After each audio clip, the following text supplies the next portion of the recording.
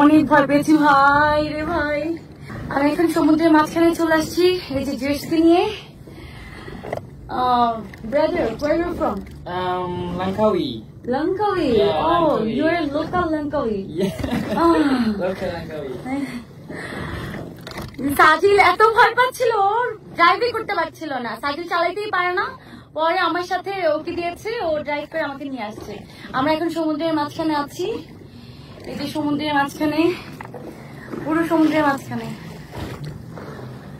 অনেক ভয় পেয়েছি ভাই রে ভাই, কারণ আমি একদমই সাঁতার জানি না, তো এই জন্য প্রচুর ভয় পেয়েছি। আর সমুদ্রের ঢেউগুলো যা উঠে, ঢেউয়ের মধ্যে তো আসলে জেটস্কি চালানোটা অনেক টাফ হয়ে যায়।